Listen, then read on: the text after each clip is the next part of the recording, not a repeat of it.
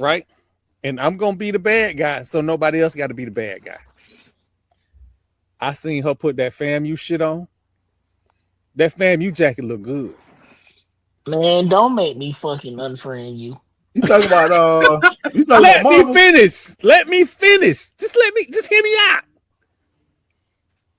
She didn't do so bad when she had to make the speech. She didn't do so bad. We thought she was gonna Man, do worse. I'm finna Let me hang up. finish. Just let me finish.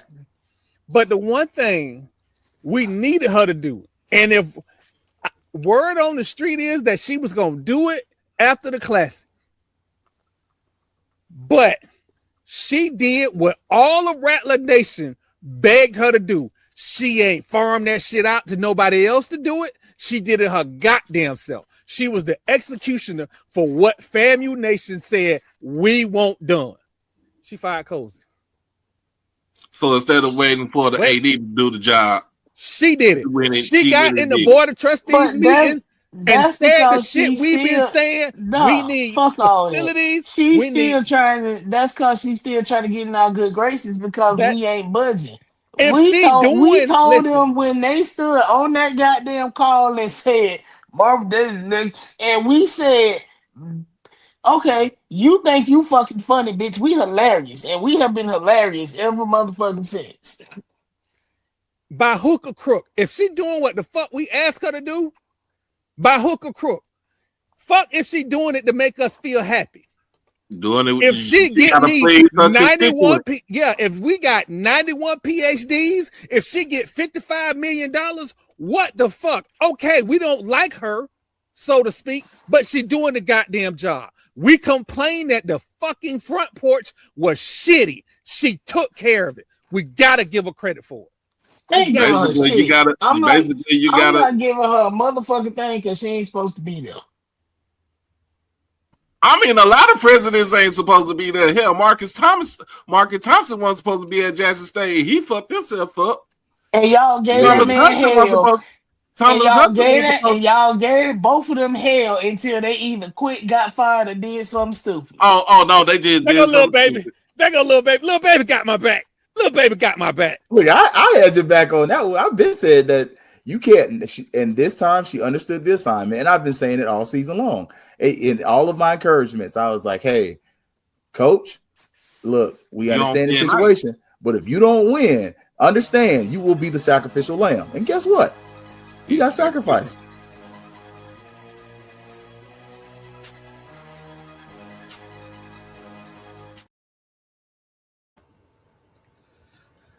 Good evening, ladies and gentlemen. Welcome to another edition of Strike Season Podcast. I started off with that clip for a reason. I think we left out some stuff because when you try and do YouTube clips, you want to get digestible content. So a couple things I wanted to leave out. The statement I made that President Marvel was saying what we've been saying we needed, facilities upgrade, NIL, those things are the things that we had said. So that was left out. Also, I want to clarify something. The article on fatmouthsports.net addressed the Board of Trustees meeting. My glasses look crooked. The Board of Trustees meeting on Thursday. I erroneously said that was about the coaching hire. That is about President Johnson's agenda, her action items. So it may very well be that we talk about coaching contracts. Coaching announcement may happen between now and then. The agenda items haven't been fully fleshed out, so we were premature in that statement. Should that change, I will update the article again and say, hey, they're going to talk about X, Y, and Z, even if while I'm watching, and I will be having surgery. So if I come out of surgery and it says, hey, this was discussed, I'll update the article just to be journalistically correct. That being said, I want to bring up our host, Marlo Holiday from HBCU Overdrive, and the lady of Fat Mouth Sports, Danny, is also here tonight. Hey, man, y'all give everybody a round of applause, man. We about to get into it tonight. What up? What up? What up? It was colder than a polar bear toenails out here in Texas, bro. Well, the AC was on, and it was 53 degrees Troy outside. Can't hear you. Can you hear me? I can read your lips. I just can't hear you. Oh man, Oh Lord, Can anyone else hear him? I I can can hear hear you. you. I can hear. Oh, you can hear him? Oh, so it's my raggedy phone then. Okay. I'll be It's your back. raggedy Let me get phone. this together. Look, little baby, look. I got to be honest with you. So there's another background that I'm gonna premiere tonight. That y'all gonna get to see. But the bishops, y'all saw me with the bishops, and it was a bunch of white guys and one black guy. And shout out to the gentleman from Prairie View A&M. He took the image of the bishops, made the brothers all black, put them in, or I made them all black, and then the brother made them in the orange and green robe. So that was definitely something special. Hey man, what's the first tag on the agenda? Cause I know y'all was at the Celebration Bowl. I'm mad that I couldn't make it. We're So, gonna try to get that next year. all right, so that's a sore spot. So let's address that. Fat Mouth Sports was approved to go to the Celebration Bowl. However, I was not able to make it because I got bumped, whatever. But I was not able to make it. Marlo and Eddie were there, and their credentials were not at the pickup, and they were approved. So we don't know what happened. Fat Mouth Sports was at the Celebration Bowl, was going to cover the Celebration Bowl, and for some reason the credentials weren't there. It was not a unique situation to Fat Mouth Sports, so I don't want to, how I like to make stuff about us and how we the bad boys and all that. It wasn't that. It was more than just us that didn't have their credentials that were approved. You could have used. I mean, you would have called me or text me. You could have used mine. It didn't even matter. Man, Miss Jinx was on top of everything, and what I try to stress to people is Miss Jinx ran that thing like a tight ship because she had done it for so long. And so when you have a change in regime, sometimes those systems get lost. And I think that was the case more than anything else. I'm not blaming anybody. I'm a little disappointed, to say the least, because we was ready to do some things. That being said, look, I don't know what Marlo was gonna say, but I'm gonna say this. I'm gonna keep feeding y'all the red meat. Y'all gonna keep getting the papal smoke. Y'all gonna keep getting the conclave of bishops until they make the announcement. Would I have preferred them make an announcement before now? Yeah, absolutely. Absolutely. I would rather for you to do it before Christmas time, man. Like before Christmas. Don't wait till the New Year. Do it Christmas time. Get them up in there. Then when My, the New Year comes, he up and rolling. yeah, Don't- it's the problem that I have is that the school is about to shut down. People are about to leave if they haven't already started leaving. So, what kind of fanfare, the hoopla, the pomp and circumstance you're gonna have when the 100 gone? You know, all the mechanisms in place to make this a big splash higher are gonna be gone.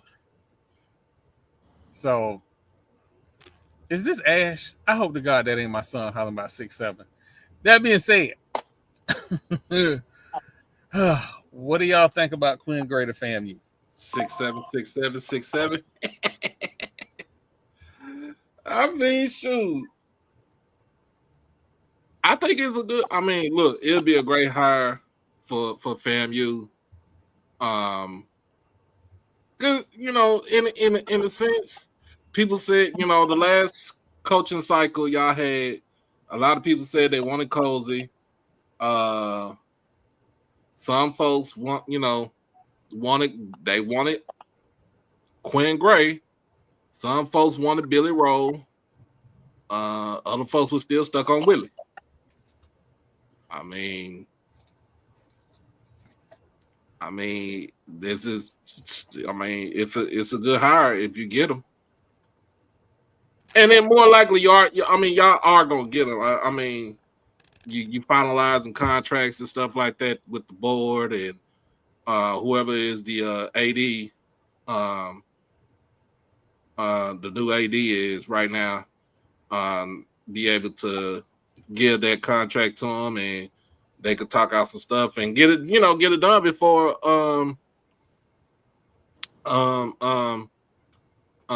the portal opens up, officially open up, because it opens up January the 2nd.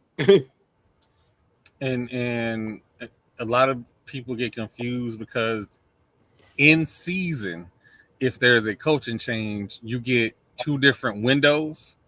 You get a window when the coach gets fired. I think it's like 2-week window, and then when the new coach get hired, the kids that are you can't announce to the portal for like 2 weeks, so 2 or 3 weeks, so the coach can try and attempt to keep those players. That doesn't work here because we're so close to the actual portal open that kids can announce to go in the portal, and when the portal go opened up, they can leave. So there's nothing preventing them from leaving. But I will tell you this though: if you get Quinn Gray, you're gonna have your quarterback. You're gonna have your rental quarterback for 1 year.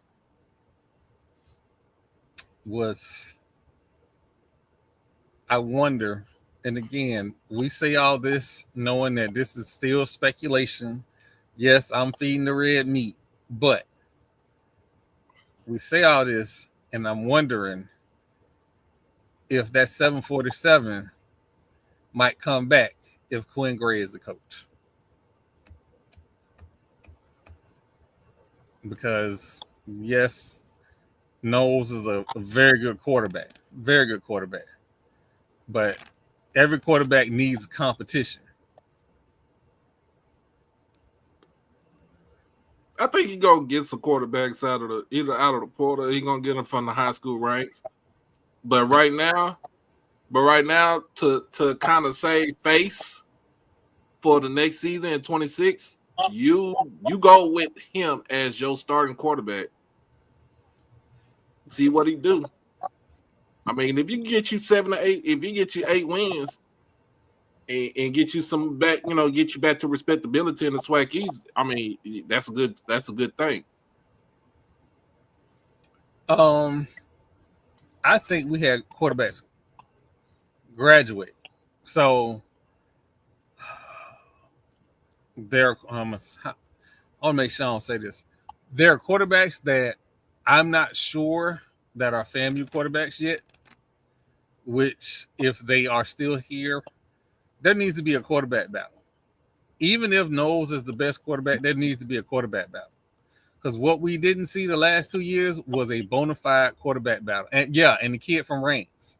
So there needs to be a quarterback battle. I'll say this: you haven't seen a quarterback battle in the last 4 years. Because remember, you had Musa for 2 years. Yeah, that's true.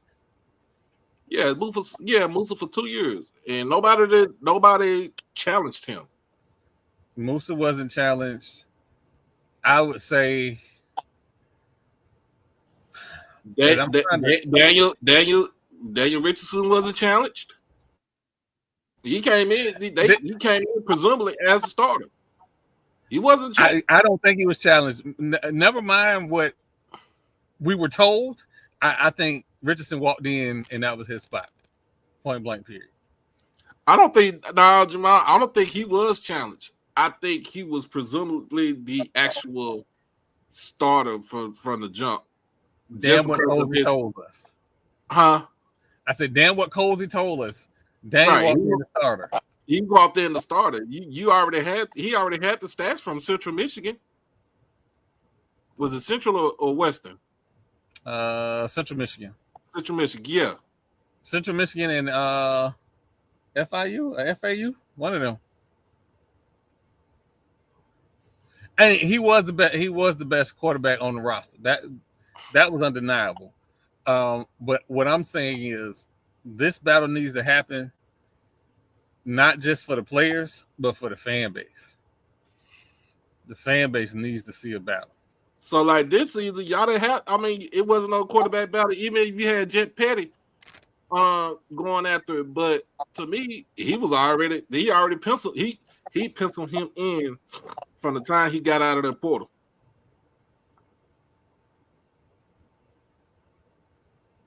To me, in my opinion, he was already penciled in. I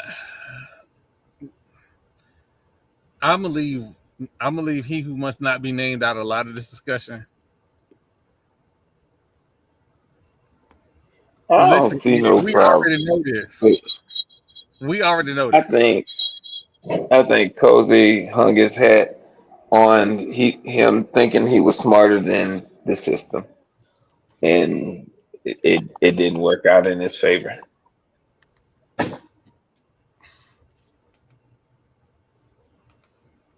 I Um, guess was he smarter than the average bear? Hey, boo boo. You know what happens when you play with the bell? That bell might play with your ass. but and again, I don't want to. You know what? That was unnecessary, Maul. That was absolutely unnecessary. That's an unnecessary shot. Absolutely Man, unnecessary. yeah, he just said, "Fuck your education." For real. Um, but I'm trying to put positive spins on it. We got to get this moving. I'm not finna be like everybody else who got all this stuff to say.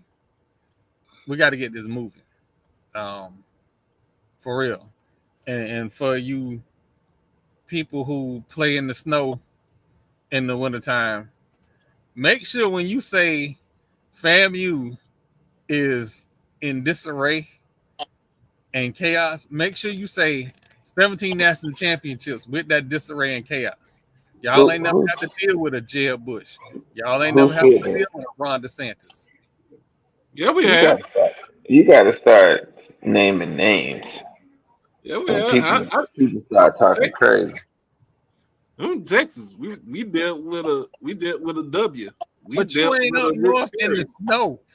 You ain't in that north and eastern area in the snow. But again, yeah, oh yeah, baby. They was talking crazy. They was talking crazy. They was talking crazy, but can't be adding up the national championships. Like we can put national championships side by side and talk about disarray, but then I'll be the bad guy. So I'm trying not to do that. I'm trying to be the good guy. Now wait a minute. Hold on. Wait a minute. I We mean, can put if you do that, then we turn into HBCU nightly. no. We can talk about how many times these other schools have been the number one HBCU in the country, or the number one overall school in the country. Like we could talk about that, but that I get didn't, quiet. People stop talking when you go to that lane. I didn't mean to wake Marlo up. My bad, y'all. That's on me. So the Celebration Bowl was this weekend. Like Doc said, the Celebration Bowl was this weekend. Let's talk about that. And before we get into anything, we need to discuss the rule, right? The rule on the controversial play. And this changes nothing about the game because it should have never gotten to that point. And we'll Thank get to that you. later. We'll get to that later. But the rule is, and I know what that Hall of Fame HBCU coach said. Unfortunately, coach, and I ain't one to be disagreeing with a Hall of Fame football coach. We talk about Buddy Pugh. No, I'm talking about Coach Simmons. The Ain't plane no of the Hall of goal Fame. line goes infinite to the sky, not infinite horizontal, meaning if the ball is out of bounds and crosses the goal line, it's out of bounds. If the ball is inside the pylon and the player goes out of bounds, it's a touchdown. But you got to be in bounds for it to be, well, a 2-point conversion. You got to be in bounds. That's one. So that's the rule. No controversy. I'm not arguing with nobody. I'm not taking anybody's win away or nothing like that. That's just the rule. Now, I'm interested to see where you say this game turned as opposed to where I say the game turned. Game turned in the third quarter. Why the hell you gonna run a reverse and that shit got blown up and you fumbled the ball and they landed on the inside the 5-yard line? They was already in the red zone. Why? Look. Cam Peters was having a hell of a game in the first half. The man had over 200 yards passing in the first half already. Yeah, one receiver already had 100 yards in the first half already. Why change up your game plan? Both of them couldn't run the ball worth shit. They could not run the ball. They couldn't run the ball. Cam Peters was Mr. Everything, Mr. Do It All. He was the leading rusher on the team for Prairie View in the game. Leading passer. He didn't turn the ball over. He didn't. That's one thing he didn't do. He did not turn the ball over. But at the point you up 21-0, you about to make Chinsbury look like Dan Quinn. Oh wait, no, I ain't say Dan Quinn. You about to make him look like Marv Levy in the Celebration Bowl. He's gonna be a Buffalo. He's gonna be a Buffalo Bill. At the same time, you gave them the momentum, and they went on the 20. They scored 21 points in like 6.5 minutes in that third quarter.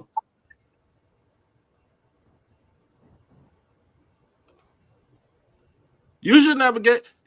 You should never gave the game away. They gave the game away. That also lets you know that. That also lets you know that Chitters actually made adjustments in the game. They made a halftime adjustment. Prairie View messed up the church's money. Prairie View had one job to do. You were up 21-0 Thank you. and went to overtime. You forgot everything you did to get up in that game. Instead of playing to kill that ant with a sledgehammer, you just played to try not to lose the game. And you lost.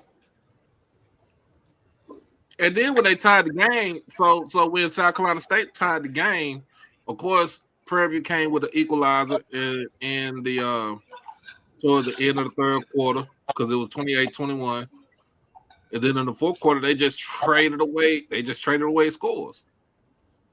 You don't put yourself in that situation where the other team comes back. I seen that this weekend in high school football. I seen that this weekend in high school football. When I'm telling you about high school football, I'm talking about between here in Texas, DeSoto versus South Lake Carroll. South Lake Carroll had the lead. You don't let them. You have to lead. You are the number one team in the state, the number 3 team in the nation. You don't let them come back. You kill them. Y'all are so amazing at your description of that national championship game. I'm gonna be very simplistic. I've been on this platform screaming for 2 years. HBCUs need to throw the ball. They absolutely need to throw the ball. Oh, Cam Peters was chucking that thing. He had over 400 yards passing in that game. He had 400 yards, 4 touchdowns, and no interceptions. We're not doing nothing else. Thank you. We're not running no reverse. We ain't running no draws. Whatever we do, we live and die on the arm of Cam Peters. He has shown me for 2 quarters that he has come to play. He was on the heel. Andre Dennis was on Gerard Washington most of the game, burning them, killing them, deep, killing them. Then turn around, Josiah Rockwell switched over to Gerard Washington. It was killing them. And he was the Aeneas Williams Award winner. Listen, EA. Oh, hold on, my bad. Thank you, Jared Watkins. Thank you for showing up, man. I appreciate you. What's up, EA, cousin? we're not missing that. Stubblefield is a non-factor if you keep your foot on the gas. If it's a shootout between Stubblefield and Cam Peters, based on what happened in the first half, yeah, we're finna run and shoot this thing. Houston Oilers versus the Detroit Lions. We're gonna see who gonna do what. May the best quarterback win. It should have never been taken out of the quarterback's hand. And I done heard all the stuff about people hollering about you need to limit Cam Peters' attempts, yada, yada, yada. That man was on fire.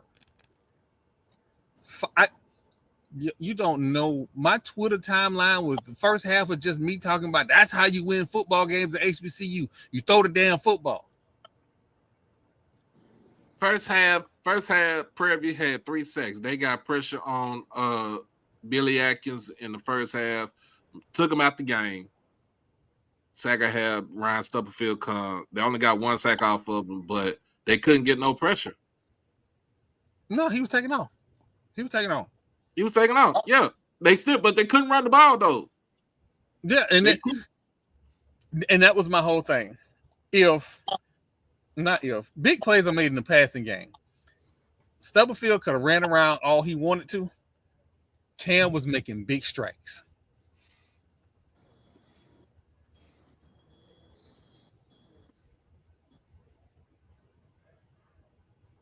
Yeah. Wow, we're not gonna do that. We're not gonna do that. Them people came in. You know what? Here's why we're not gonna do that. Because why not? Here's why. Why not? 3 times out of the last 5 years. What is this? 3 times out of the last 5 years, they've been in the SWAC championship game. These people got 6 black national championships. We're not gonna do that because we know teams that have been, especially in that upper Northeast, and have blown the church's money. So the PV disrespect is wild. Absolute wild. Forget that y'all rivals or whatever. The disrespect. Who rivals? They not our rivals. We never called them our rivals. Their natural rival is Texas Southern. Yeah, no, listen. And Grambling, that's it. Oh, it's TSU. Okay. Natural rival is Texas Southern and Grambling. Yeah. Shout out to Yard Talk. That family, that Christmas dinner gonna be something serious. But yeah, no, you got listen. If you put your uniform on and go out on that field, every time you take the opportunity that you might get embarrassed. So you play like it's your last. And we don't know what happened in the coaching headset with Prairie View. We don't know what discussions they was having. Maybe they thought they had it in the bag and they was gonna run the game to the finish line. I don't know. Oh, another thing that I'm gonna tell you, that PV did that lost in the game. That field goal was straight down the line. It was a straight down the line, and he pushed it towards the right. Why? I don't know why he did that. But that was damn near like a chip shot field goal. Is this a safe space? Is this a chip shot field goal? No, man. If you kick the field goal, you make the field goal, you win the game. You don't go into overtime. You know the one thing that I liked about Cozy coming into this season, he went out and got 10,000 kickers to make sure that he wasn't going to have an issue in the kicking game. Now, we didn't know he was going to have an issue everywhere else, but he had no issues in the kicking game. And I feel like with this new roster limit, you should have at least 4 to 6 kickers. So you have a kicker battle going into the season. We in 2026. We shouldn't 2025, 2026. We shouldn't be having. Hey man, look, man, Jared, look, you was cool right up until that point. Don't do that. Don't start that. Don't start. You know what? I'm gonna focus. My bad, y'all. I'm gonna focus. I'm gonna focus. That's my cousin right there for real. Marlo, you need to see this. I'm gonna let Marlo see this. Marlo, you need to see that. I did. I missed it. Hold on. I missed it. It moved on me. There you I go. saw Y'all are crazy. they just everybody want that dude to show up until he show up.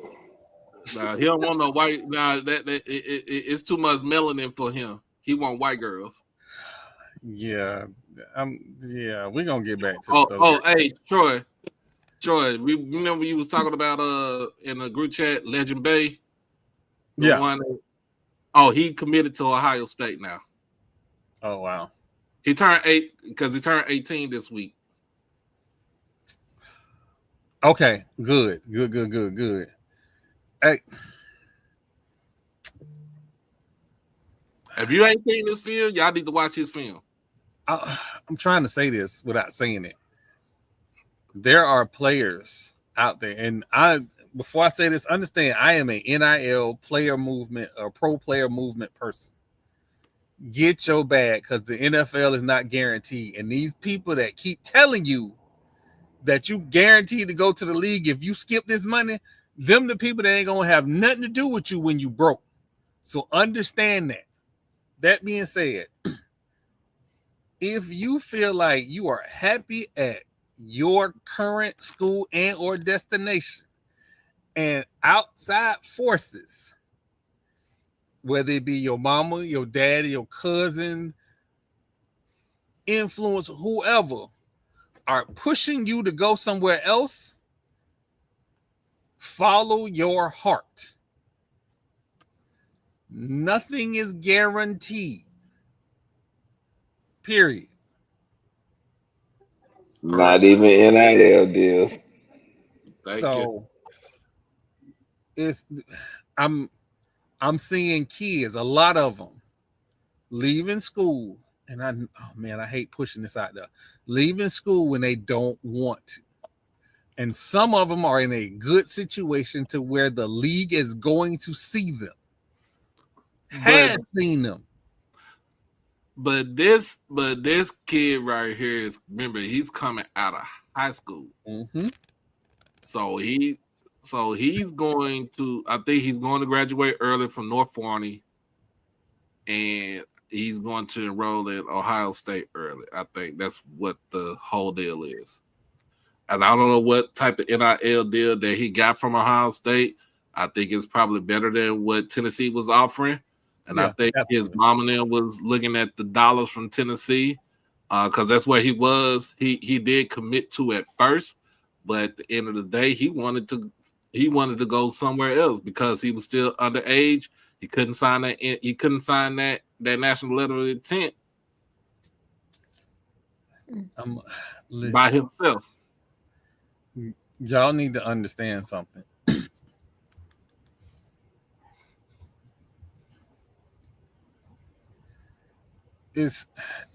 Y'all need to understand something, right? A few things. Jared touched on it, but we're gonna dig into this just a little bit, and then we're gonna move on. These institutions are doing two things. One, they are using NIL as negative recruiting to help them.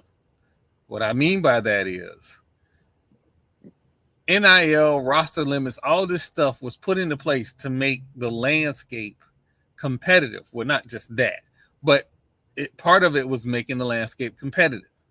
What you didn't want is the Oklahoma, Alabama, whoever to just hoard talent and not have to pay for it. Mm-hmm. Now you have to pay for talent, but the schools that can pay for talent, they are hoarding it.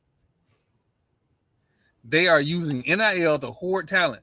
So the trickle-down effect is that kid that probably would have played at the G5 school or the top FCS school, he is sitting at the P4 school or the A2 schools or A4 schools, just sitting there doing nothing because there's no room for him to get on the field. But for 1 year, he got a bag. Well, I'm gonna tell you this: this kid gonna get on the field. He's gonna get on the field. I wasn't specifically talking about him. Yeah. But if you pay attention to who I'm talking, you know who I'm talking about. Yeah. Oh yeah, we talk about him. We're gonna talk about him too.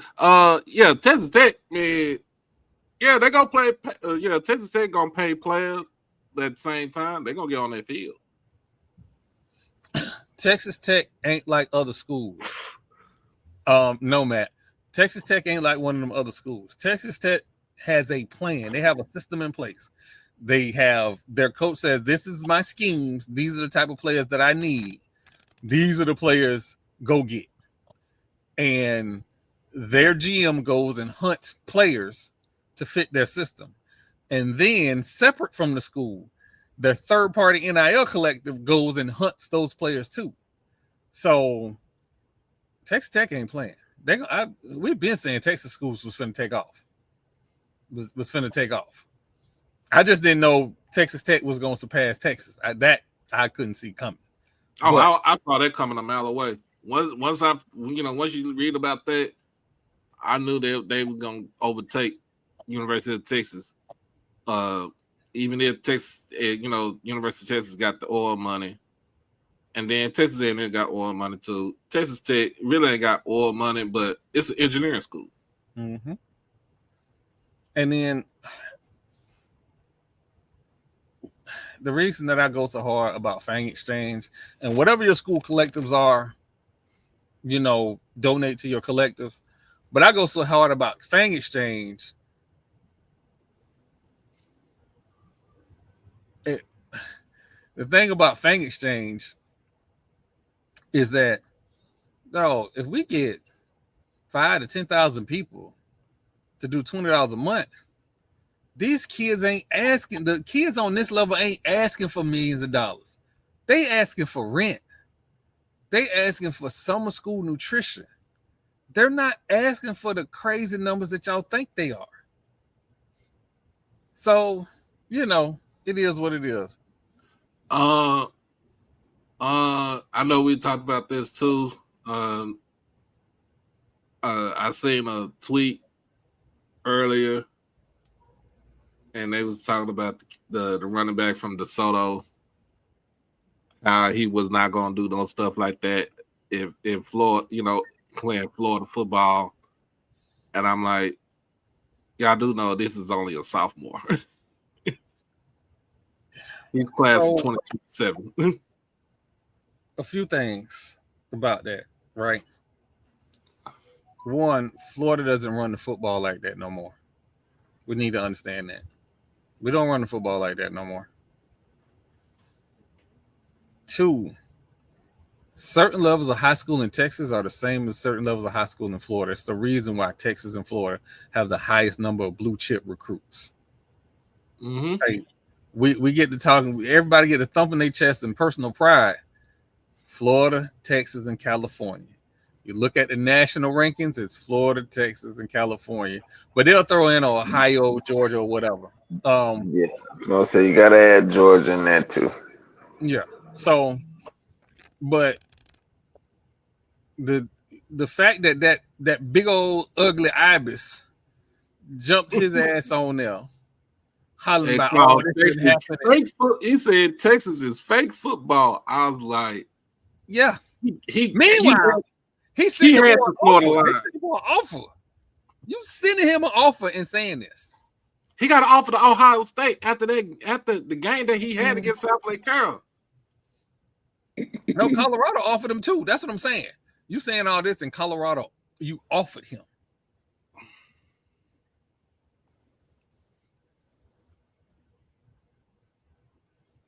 Pimp Shoes School. Who is Pimp Shoes mascot school? Wait, what? Hold on. Wait, what? Y'all got see, I know I be making up school names. You got to talk about Lagway. Oh man, the boot skins. Let me tell you something. Let me tell you something. I wish that young man the best. I absolutely wish that young man the best. I don't think he Right? should have went to Florida in the first place. I I don't think he either. should have stayed in Texas. More so because if you commit to Florida, understand that if you expecting to stay there 3 years, your coach only gonna be there for 2. Just get that through your head when you go. Florida don't tolerate them boot skins. Don't tolerate losing. I think Summerall gonna do good in Florida. I hope not. I hope he Well, following for his face. you, nah, I don't think he can follow these plays. I think he'll do good in Florida. I can't say anything good about that school in Gainesville. I can't. It's not in me. I won't be able to. But I wish Lagway the best. I think he need to go out in California. He need a complete confidence rebuild from his footwork all the way up to how he sees coverages. After that, I think he'll be fine. He was in a bad situation. We need to have an honest conversation about how they recruit our kids to just go out and make plays and not recruit our kids to go out and run systems. Like, I don't know. I don't know if he'll end up at Texas Tech. He might end up at Baylor like his dad. His dad went to Baylor. yeah, I saw that. Baylor wouldn't be a bad place.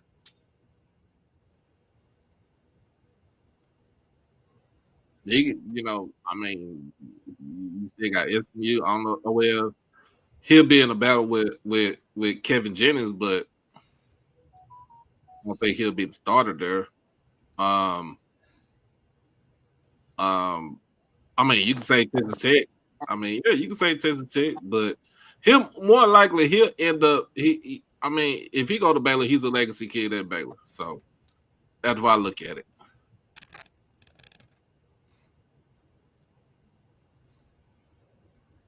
Yeah, that's another thing. One day we're gonna have a whole show about that whole super teams in high school thing. Um, I don't. I can't act like we didn't experience that when me and Marla was in high school because there were a couple schools, Sarasota, Riverview, and Manatee, that had mod squads back in the early '90s, late '80s, early '90s. So it's not new. Like a I lot of pl- people, I, I played against Tommy Frazier. it's I not. played against the Sarasota Review team when every starting person and backups went D1. Every one of them. Yeah. This ain't new. This ain't new. And, Um, and, and then I look at it. Sarai Baker, sophomore. The boy has. Yeah, he got offered by Ohio State after that game. You said Colorado offered him too, but to run for like 1,700 yards and like almost 20 touchdowns in the playoffs. Cause remember in Texas, we played 6 games for to get to the state championship game in the playoffs. This is it's kill or be killed in Texas playoffs, especially in the higher divisions. Uh, and to do it against South Lake Carroll, man, that was I watched that game after the Celebration Bowl, and I was like, you know what, it don't make no sense. And for him to end the game to kill their will on a 99-yard touchdown run, looking like Tony Dorsett back in the day.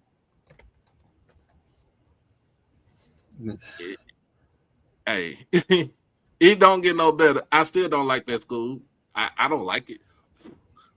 I hate that green and gold. Ugh. Made me want to throw up. Fuck DeSoto. But somebody asked me, they was like, so what does the win with DeSoto look like? What does it mean for DeSoto to beat South Lake Carroll in Texas? I said, well, that lets you know that the southern section of Dallas has equal or better talent than your schools at Allen and Plano and McKinney and South Lake and Euless Trinity Yeah, even Alito. Yeah. All right, we're gonna take a quick break. When we come back, we're gonna dig into some Hall of Fame news. Definitely gonna be worth talking about. That's wild. The other Splash Bro to move to Dallas and now he dating Megan Thee Stallion. Yeah. And then propose. They ain't dating no more. You know what, Marlo? I believe you right. Cause he out here taking her fishing and shit. I'm not taking you fishing unless you special, cause you gonna Oh, disturb me while I'm fishing. So oh, he yeah, I didn't. believe you right, Marlo. He bought her a $5 million ring. Shit, she bought him a $300,000 watch. This is what I'm Hey, telling you. They ain't dating no more. Hmm. hey, They hey, together. That shit is over with. hey. Them young brothers really crashing out over her too. Bro, God, man, they ain't never have a chance. that's what I said. Like, That woman got her damn degree from Texas Southern, and she got her damn record deal and shit. She said, "Fuck y'all." I'm going over to the light skinned crew. This ain't HBCU nightly. We don't Hey, we don't well, have a she's lot of light skinned people on the podcast. So she said I'm going Dang, over to the Troy. light skin. She said I'm going to the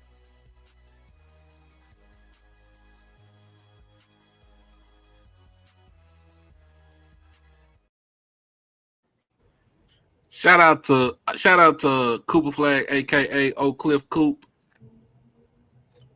First youngest player to get 40 points in the game last night.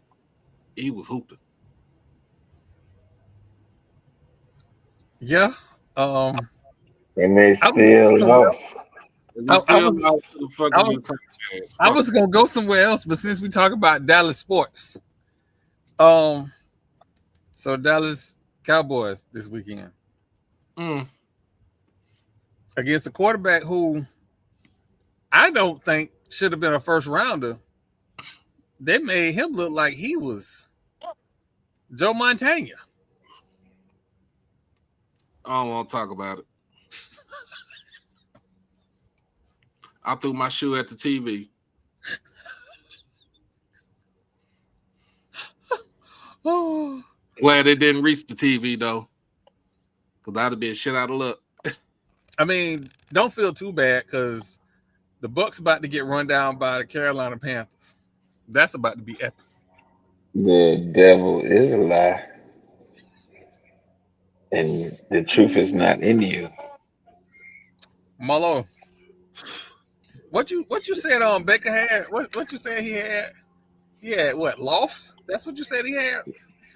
Yeah, fucking lost.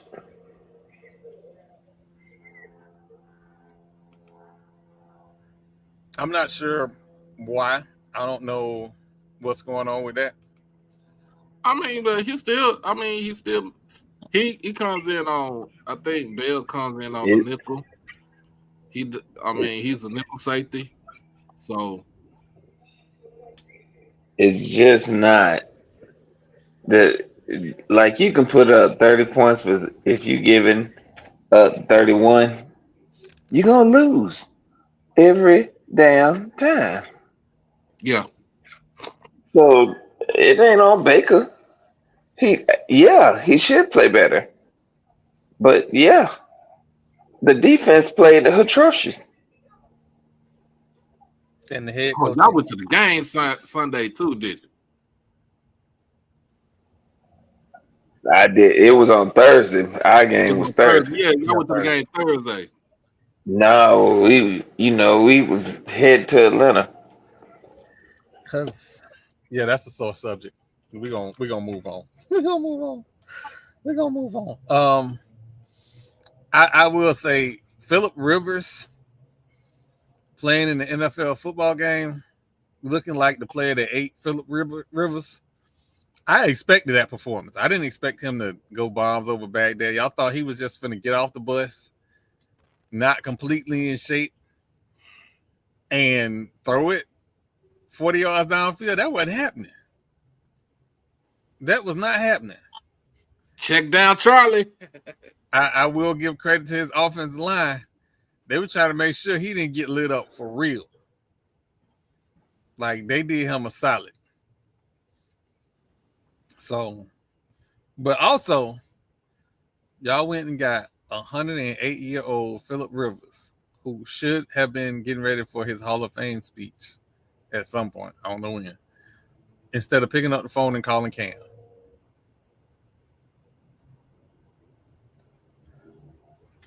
Your DBs was a problem with Tom Brady. They just, you know what? I ain't gonna do that.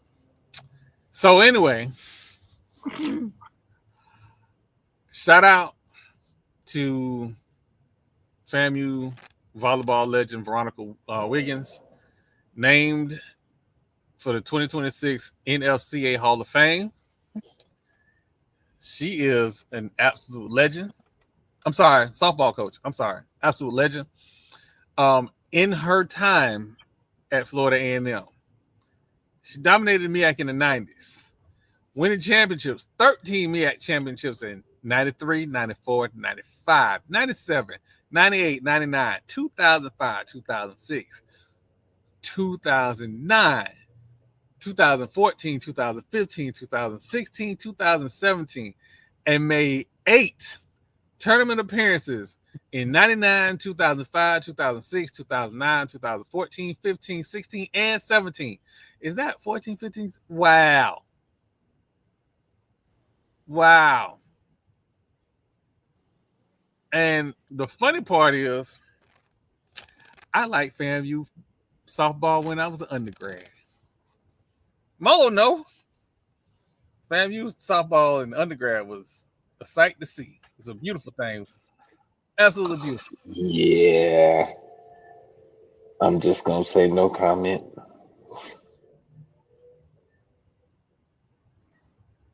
You know what? I'm not doing this with you today. I'm not.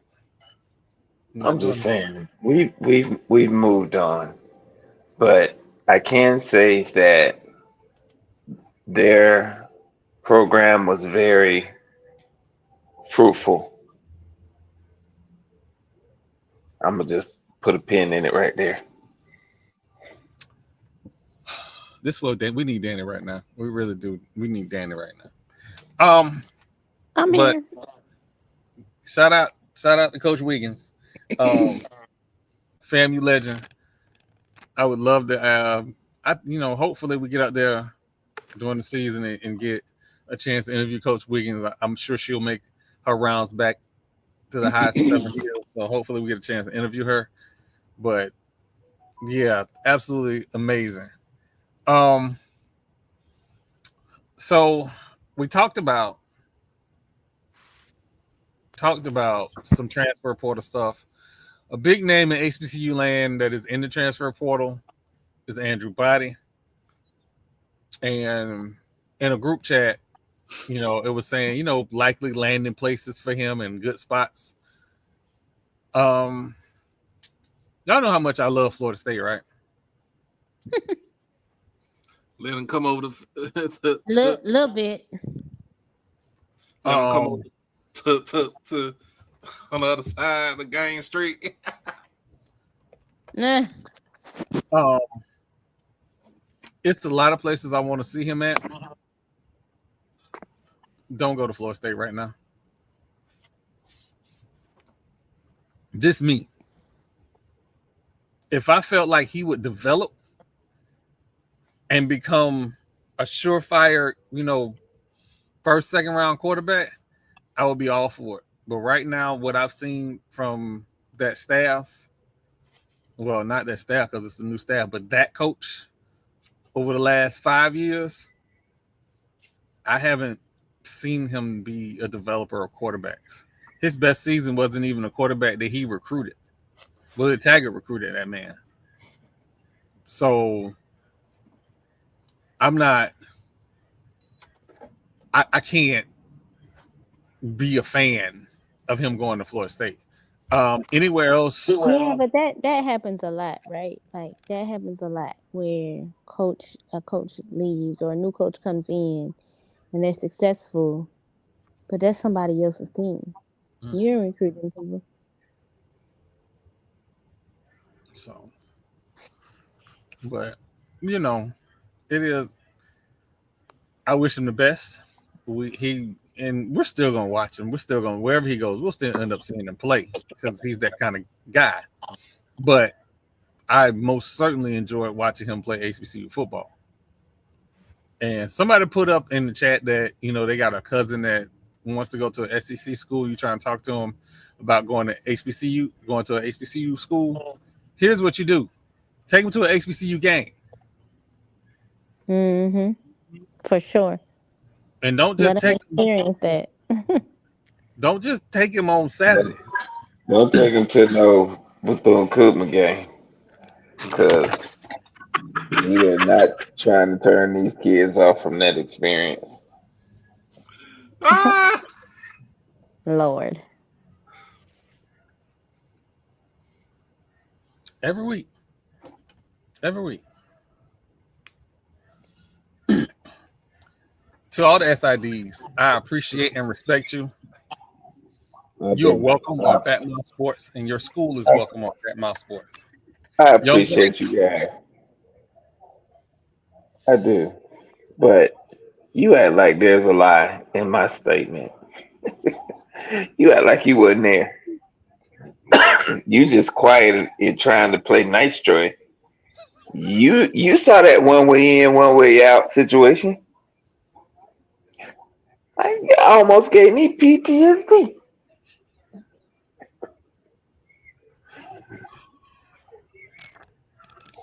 and that, ladies and gentlemen, is Marlo's weekly beat up on BCU moment.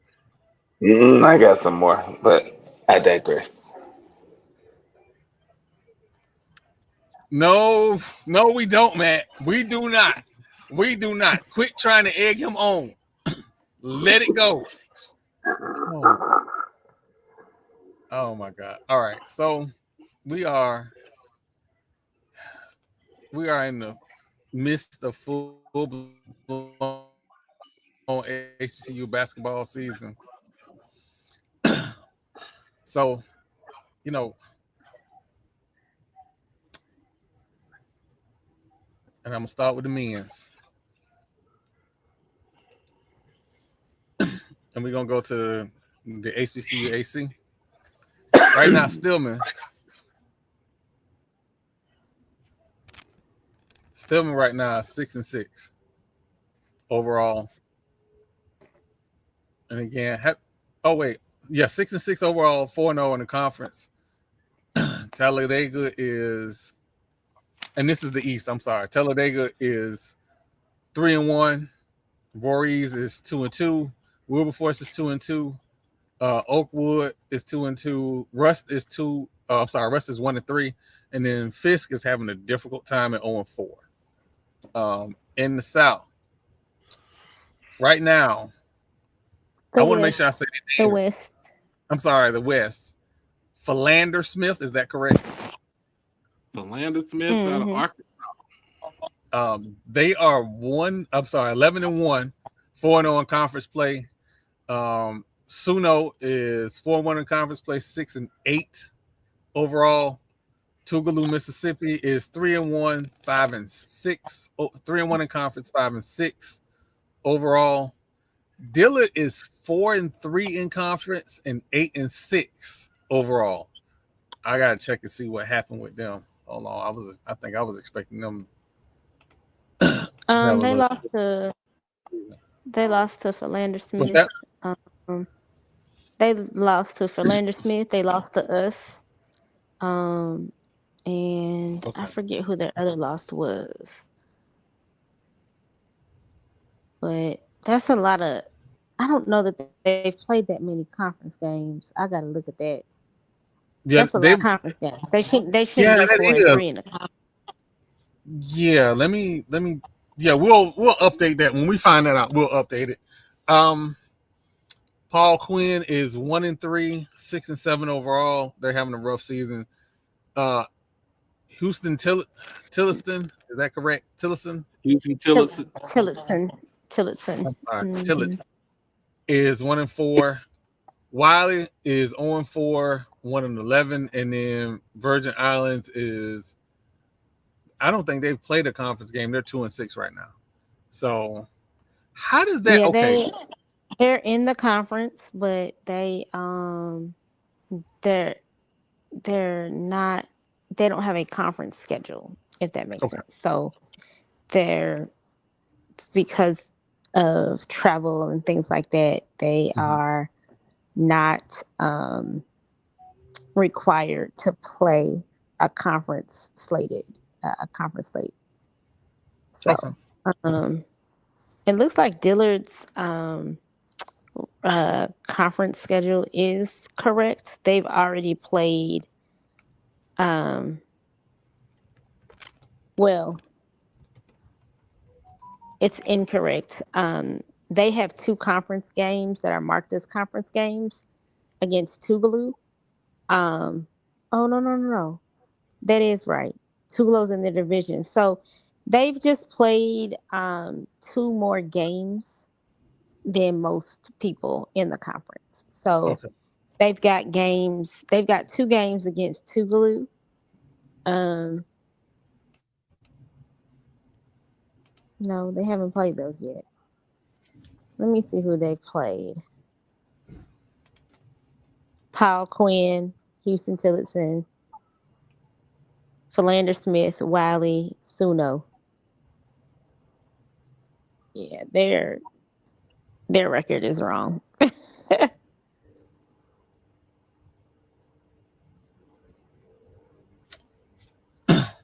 Well, we'll reach out to the AC staff and try to get a correct record by next week. Hopefully, we'll talk about that later on in the podcast too about what the futures hold for the platform. We'll talk about all of that in a little bit. The women.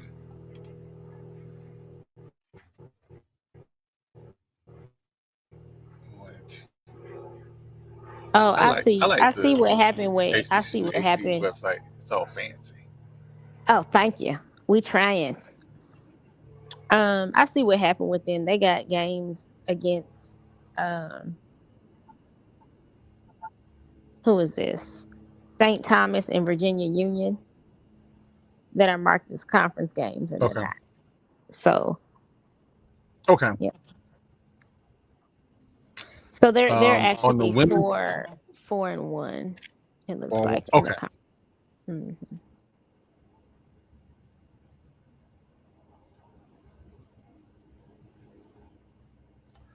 Oh, we listen. We're gonna talk about all of that in a little while because Marlo's. I'm gonna allow Marlo to have his crash out moment. On the women's side of the UA, the HBCU AC in the East Division, Oakwood is 4-0 in the conference. Stillman is 3-1 in the conference. Rust is 3-1 in the conference. Oh, this is real competitive. Talladega is 2-2. Did I miss Talladega on the men's side? No, you got them on the No, inside. you got Okay. them. Okay. Fisk is 1-3. Wilberforce is 1-3, and then Voorhees is 0-4. In the West Division, Wiley is 4-0. Paul Quinn is 4-0.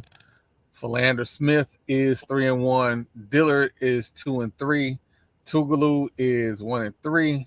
Suno is 1-4. The ladies are having a tough time. I hope they get better. Virgin Islands again 0-4. And then Houston Tillotson is 0-4. Um, this is actually looking at this. This is a very competitive. The women's side is more And, competitive. yeah, the West is the competitive on the women's side. Actually, it's both. If you look at the men's side, I know Philander Smith is standing out, but they're getting played very hard. And so the records don't always indicate the competitive nature of these teams. I think that Paul Quinn and Houston Tillotson are actually much more competitive than what their records are showing. The West Division is very tough. You've got Tougaloo, Philander Smith, um, Wiley Suno Dillard, Paul Quinn, and Houston Tillotson in that division. And they just beat up on each other. I think the West on the women's side is the same way. That you're looking at a very tough division. The West Division for these two sports is it's tough, and so I think that the records that you see are not really indicative of the level of play. For instance, Suno has struggled the last two games in the conference, but um, their losses, except for two, or I'm sorry, except for one, they've been very close. I mean, they lost by 2 points, 3 points, and so you're looking at a tough division. The West Division in our conference is insanely tough.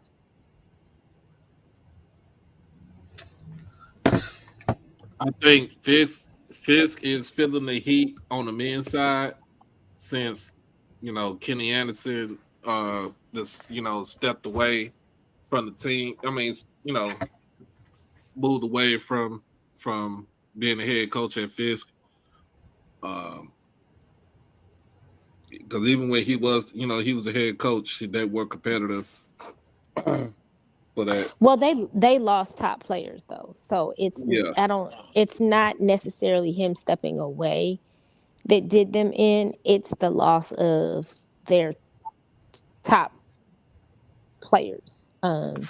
They lost most of their production. Um, like Doyle Cockrell, he left.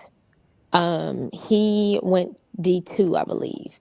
Um, and so when you're looking at the makeup of their team, the team itself is different. The players, Michael Ashley, he graduated. Doyle Cockrell, he transferred to, like I said, I think a D2 school. Um, I'm trying to think of the other young man that was there. Um, so yeah, you're looking at a team who lost not just a head coach, because the head coach has been gone now. This is the second year not being Mm-hmm. there. And so all of last year, um, they had Doyle Cockrell who was lighting it up, Michael Ashley lighting it up. And so they lost their two top point getters and their top rebounder.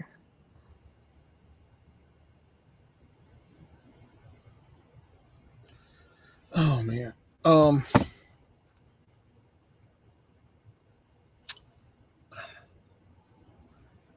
we all right. So I was trying to wait till later. It is our goal to make a pop in to everybody conference at some point this season when it comes to basketball, softball, baseball. I'll make sure I'm not missing the sport, but the spring sports we're gonna try and pop in. Now, for me, I'm gonna be limited to start until January, probably the second week of January, because I'm having prostate surgery on Thursday. And apparently, doctor called and told me that today is my last day eating solid food because tomorrow I got to be on a whole liquid diet. I don't know how I feel about that, but I got to do it. So, You're gonna have real clean colon. they want me to do the whole enema and laxative thing, the whole 9 yards. They want me to Oh be yeah. completely cleaned Oh out. yeah. Oh yeah. That's what they do. They gonna clean As, you out real good. as long as I can drink on New Year's Day, I'm cool. Goodbye, Troy. What? What are y'all talking about? Goodbye. I got You don't a need whole 2 weeks, 3 weeks to recover And because we have New Year's brunch at my cousin's house. So on New Year's Day, we go over. Normally, it's just a continuation of the night before, but we go to my cousin's house and we have breakfast, a brunch, and we have drinks.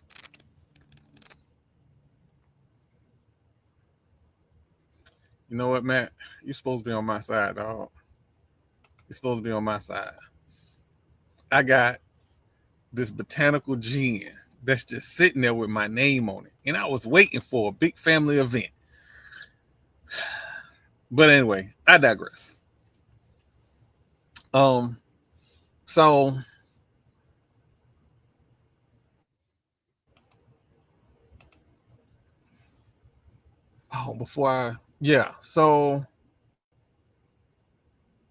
real quick, we don't talk about them enough. Florida Memorial in conference right now, and they play in the Sun Conference. Florida Memorial is an NAIA school. They are the only NAIA sports school that's an HBCU that's not in the HBCU AC, correct? No. So we have 22 HBCUs in the NAIA, and 15 are in the HBCUAC. So like Okay. Florida Memorial, Langston, Xavier, I'm trying to think of other schools. I'm drawing a blank. Oh my gosh, that's so bad. Lord, I'm drawing a complete blank. How I'm only naming 3 that aren't. Golly, I used to know these like just like the back of my hand, and now I can't remember. It's okay. I need to go back the to re- it. yeah, it's Oh, okay. Arkansas Baptist. Arkansas Baptist is another HBCU. Oh, yeah. Harris Stowe, Jarvis Jarvis Christian. Christian, Langston, Morris College. They're in South Carolina. Is Barbara Scotia? No, they're not NAIA, is it? They're not NAIA. The And Division Texas 2. College. Yeah, Texas College. Mm-hmm. So those are the schools. So you've got Xavier, Texas College. Who else did I say? Say Xavier, Texas College, Jarvis Christian, Morris College, Jarvis Christian, Langston, Harris Stowe, and Arkansas Baptist. So those are at Florida Memorial. Those are the 7 that are not in the HBCUAC. And to be clear, the head coach at Langston, I'm still trying to figure out why he not at a Division 1 HBCU, but I'm not gonna kick that dirt up. Well, they tied at 6-1 right now, and in the Sooner Athletic Conference, they 10-2 overall. In other words, they still doing the same thing they were doing last year. In the last couple. And then Florida Memorial. Florida Memorial is 2-1 in conference, 6-3 overall. They're they're in 4th place in conference. So, and you know what? I'm sorry, SAI. You know what? CIAA. I apologize, y'all. I didn't add this to the rundown because I forgot. My apologies. They were on my list, but I forgot to add it to the actual slate. So the standings for the CIAA right now, Virginia Union is 1-0, and realize they are just getting into conference play. So Virginia Union is 10-1 overall, 1-0 in conference. Lincoln is 3-6 overall, 1-0 in conference. Bluefield State is 2-1 in conference, 3-8 overall. Bowie State, and this is in the Northern Division, by the way. Bowie State is 1-1 and 3-9 overall. Virginia State is 1-2 and 5-7 overall. Elizabeth City State is 1-2 in conference, 1-7 overall. In the Southern Division, Coughlin, which when we went up to Orangeburg, South Carolina for a friend's funeral, was the first time that I had ever seen Coughlin, by the way. Claflin is 3-0 in conference, 64 overall. Winston-Salem State is 1-1 in conference, 3-5 overall. Shaw is 1-2, 8-2 overall. Fayetteville State is 1-2, 5-5 overall. Livingstone is 0-2 in conference, 5-6 overall. And John C. Smith is 0-0 in conference and 2-3 overall. Not sure what that's about, but okay. Didn't they have some changes there, Livingstone? I think they did. I believe they did. And that was just recent too. Yeah, I feel like there's some stuff going on there. So West Virginia State is 4-5 right overall and 1-3. They are in the and what's the name of the conference? I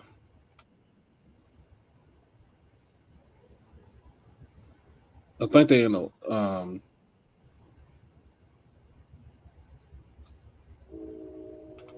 name of the conference.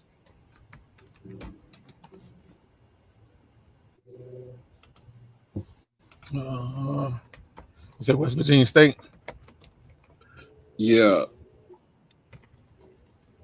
Is it? I don't think is it Carolina. I know Conference Carolinas.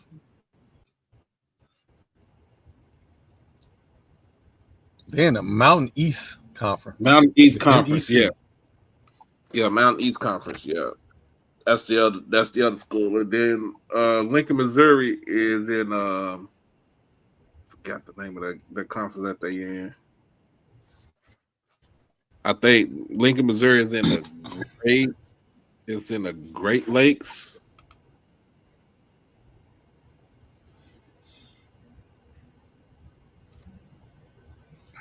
So the funny thing is, like, you got school like Paul Quinn that moved up to NAIA this year is doing pretty good for themselves. Paul Quinn and Houston Tillerson. Yeah. I mean, at some point, we got to realize that sports is the front door. That is going to lead to people wanting to go to the school. So, we got to reach out to Edward Waters for basketball. I'm going to get on that after I have surgery. So, SIDs, be on the lookout. And we know who to contact at Edward Waters. But in the SAIC, Clark Atlanta in the East Division is 4-2 in conference, 6-3 overall. They got it broke out into divisions, by the way. 4-2 in conference, 5-3 overall, 1-0 in division. Y'all deep with it. Edward Waters is 4-2 in conference, 6-4 overall, 0-1 in division. Morehouse is 4-3 in the conference, 4-5 overall, 1-0 in the division. Benedict is 3-3, 3-3 overall, and 0 in the division. Y'all can make this any less confusing. Savannah State is 3-3 in the conference, 2-5 overall, and then 2-2 in the division. Albany State is 2-2 in conference, 2-5 overall, and 2-2 in the division. Fort Valley State is 1-4 in the conference, 2-4 overall, and 0 in the division. And then Allen University 0-6 in conference, 1-7 overall, 0 in the division. In the West Division, Miles College looks like to be the class of the conference right now. They're 5-0. Well, them and Tuskegee. They're 5-0 in the conference, 7-0 overall, and they have no conference games for some reason. Tuskegee is 5-0 overall, 6-2 in conference, 0 games in the division. And I'm gonna hold off on doing this whole SAIC thing. I'm a little unsure of these data points, so I'm gonna hold off on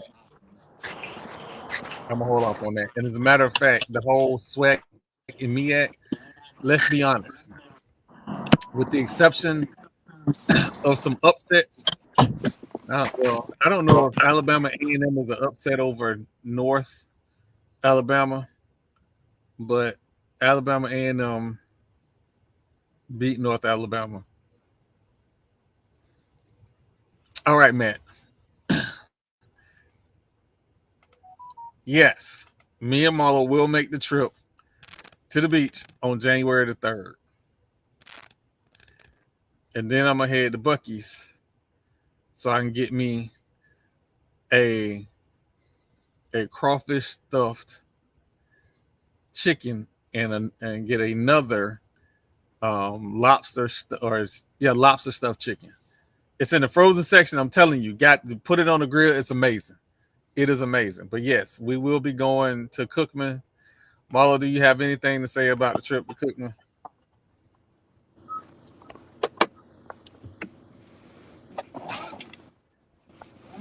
No? Okay. Marlo has nothing to say about the trip to Cookman. Oh, Jesus.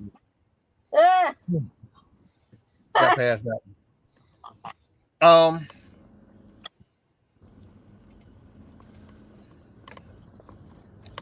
So, Matt, I had that brisket burrito.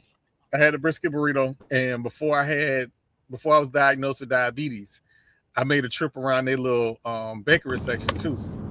Can't do that no more.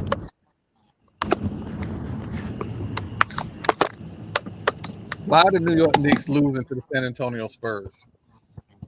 Like, why is this a thing? This absolutely should not be a thing. Matt, listen. My 9-year-old, I let him get whatever he wants because I was getting whatever I wanted. We had a little 2-hour drive back, and it was all good. All right, we're going to take a brief little break. And when we come back, we're going to start wrapping this thing up real quick.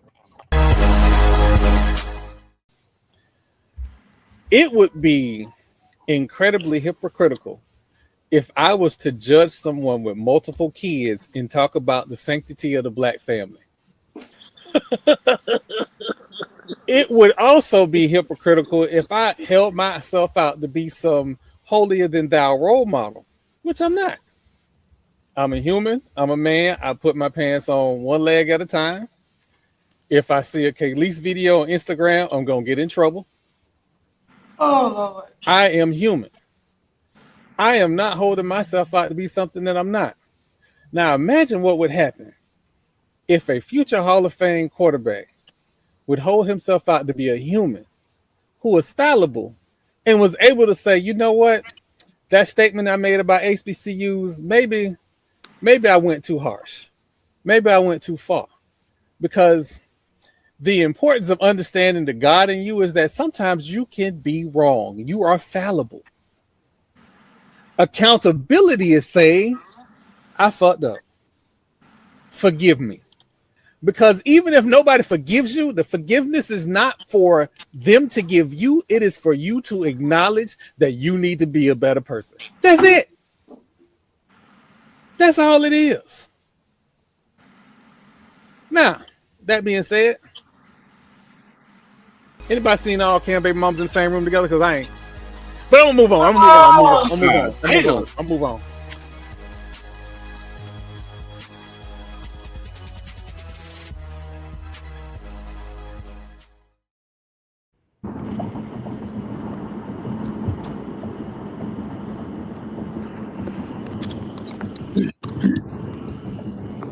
Now,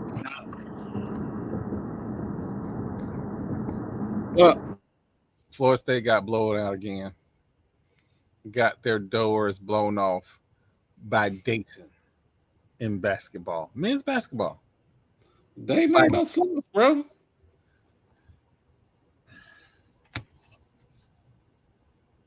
They ain't no slouch.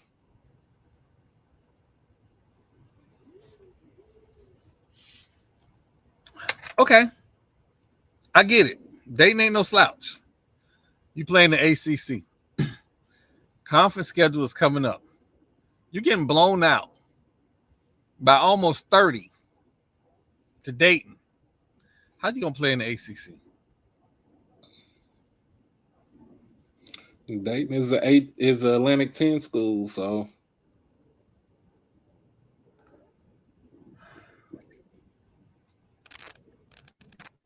Florida State right now is 5-6. 5-6. We can go down. Go. This wasn't supposed to be the crash out. This wasn't.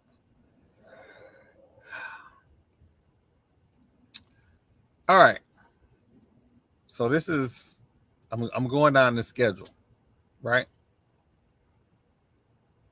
This is who they've played this regular season so far. They played Alcorn State. Alcorn. I'm sorry, Alcorn. Alcorn sloppy State. one. They won 108-76. They played Alabama State 101-64. They lost to Florida. This is what made me believe they might have a chance, some talent. They lost to Florida by 2, and I watched that whole game, and I was almost believing. They beat UT Martin 87-73. They beat Georgia Southern 98-72. They beat Bakersfield 89-59. They lost to Texas A&M 95-59. They lost to Georgia 107-73. They lost to Houston 82-67. They lost to UMass 103-95, and they lost to Dayton 97-63. So basically, what you're telling me is teams that you have equal talent or has as much talent as you are blowing your doors off.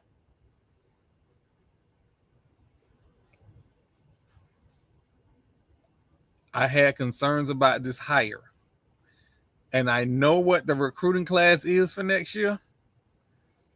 Can you keep that class losing like this? That's the question.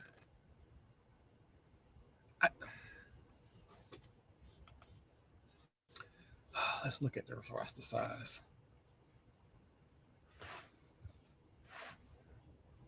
All right. Our leading rebounder averages 6.6 rebounds a game. He's 6'9".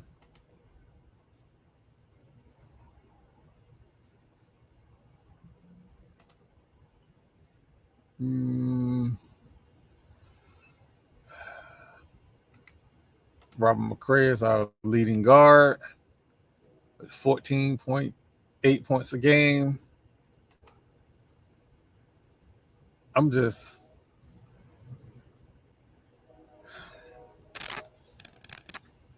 Doc, we don't have no centers.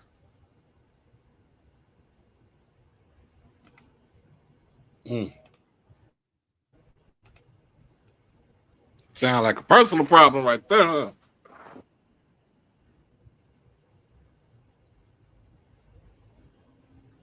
We got to do it on the team that averages, they're 6'11". 6'11".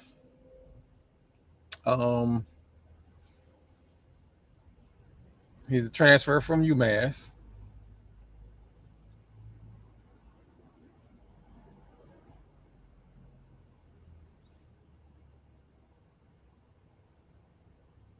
He's averaging 8 minutes a game.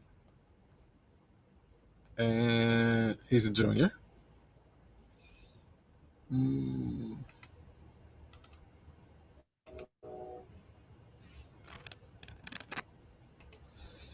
And I'm just looking for somebody that look like they can grab some rebounds. And this ain't an indictment on the players at all. I do not blame the players at all.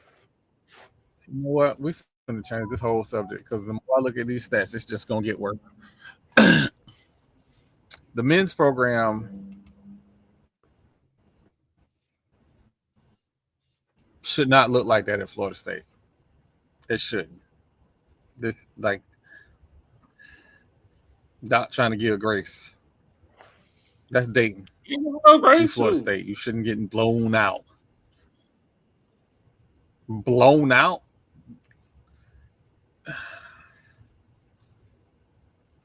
Oh, man. Well, that was that. Do you want to talk about the Tua situation? Tua, what Tua do? He got a $99 million dead cap hit if he gets cut next year. And he threw the most spectacularly slow interception yesterday.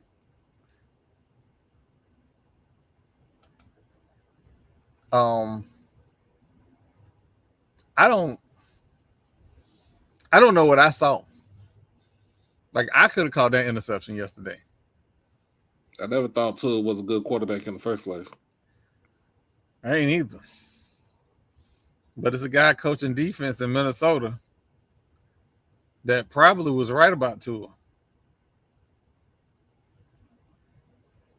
Brian Flores. Mm-hmm. So, but come on, Knicks, make it look respectable. Wait, let me turn on Prime Video because this is.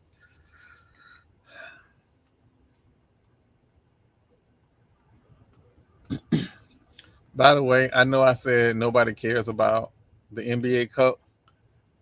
This ain't about the NBA Cup for me. This about the Knicks not doing Knick-like things.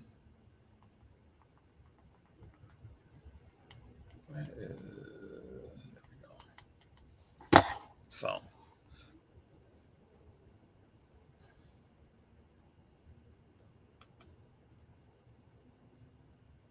Well, I'll say this.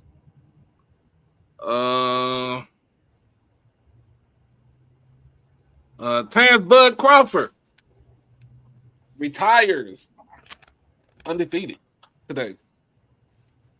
Put in his retirement papers. You know, is he gonna actually retire?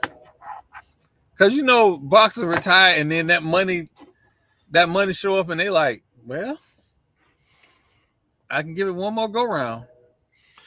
I think he retired. Yeah. I think he's retired. I think best boxer right now, pound for pound. No, we ain't got to that yet. Oh, ACC football schedule. Let's talk about that, man. Look, we a lot of teams right now putting out their schedules for 2026. I wish the SWAC would do that right now, but they trying to finalize a lot of things. But I've seen the CAA, Hampton put their schedule out.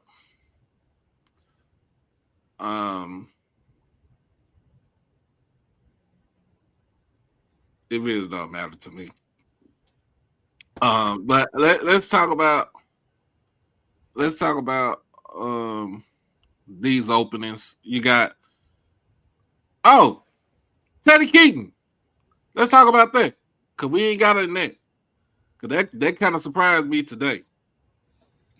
So, listen, I'm not like your other podcasters. I know they want to be good little angels, but we got to speculate because this leads to speculation. Point blank, period. This wasn't no, we heard rumors. This wasn't no, hey, there are rumors that other people are looking for him. This was out of the blue. Mm-hmm. And I hope it was nothing bad. I hope it was nothing, serious.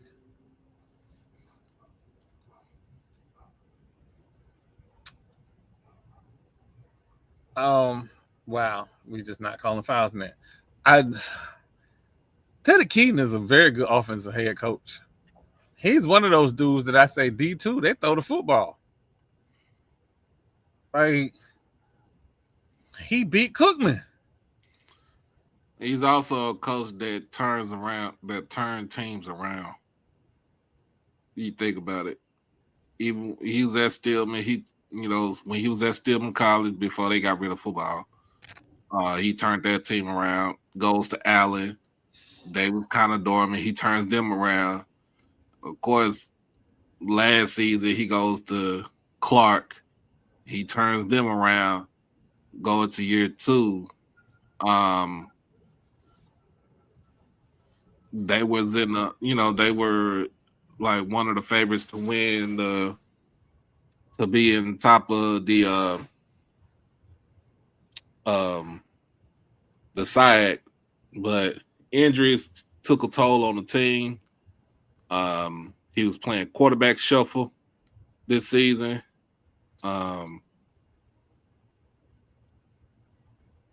They didn't end the season well. I don't know if this, I don't know if he's leaving the school on his own volition or he's been let go. But like I said, it's speculation. I think, and if you see the letter, they say he wasn't let go, but that he's no longer part of the football program. Sometimes they'd say, yeah, that means that he was fired, or maybe he's leaving on his own, his own free will. And look at that other job. But look, let's talk about the jobs that's open right now. Bowie State is open. Savannah State is open. Howard just became open. Let's talk about that. Howard just became open because Larry Scott is taking. He's going to be on the staff with Golish at Auburn University. He's going back to be a tight end coach. He's going to be a tight ends coach.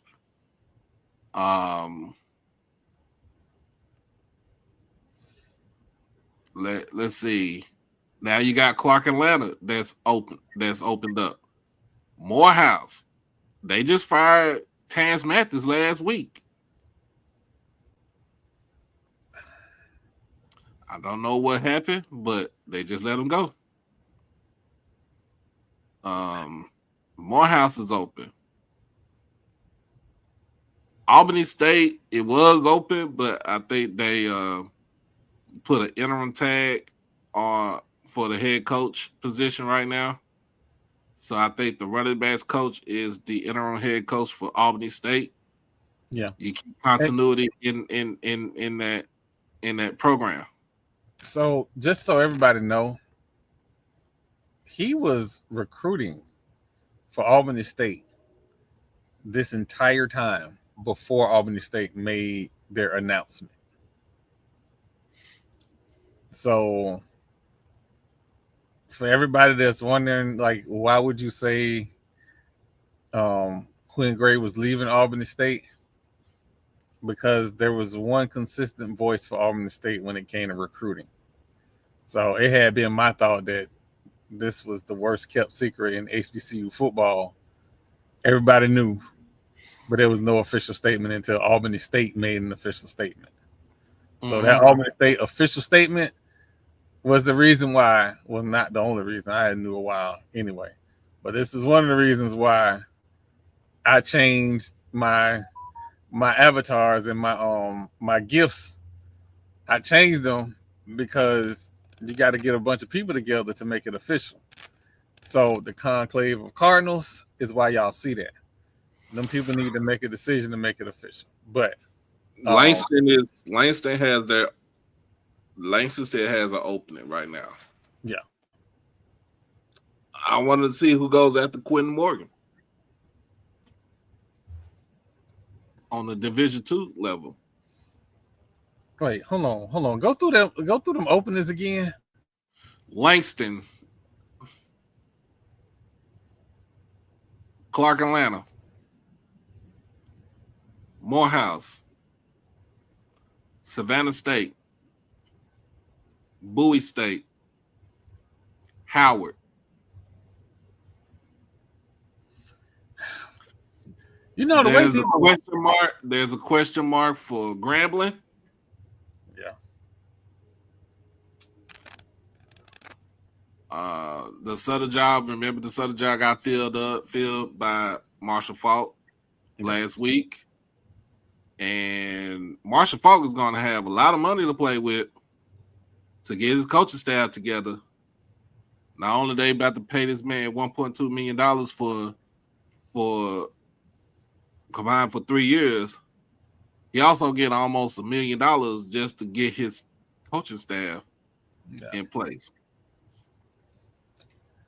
You know, I don't know nobody. I don't know nothing about nothing. But you need the best football minds that understand college football and not necessarily just NFL head coach or NFL coaches.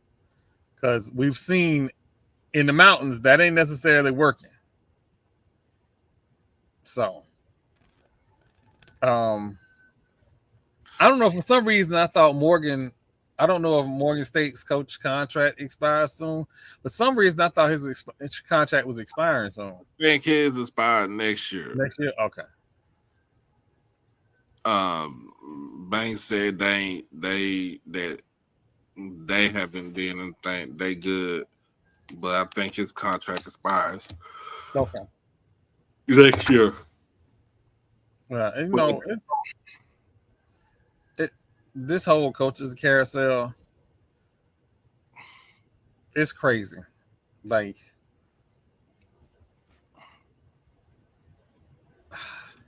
so listen, look, baby, look.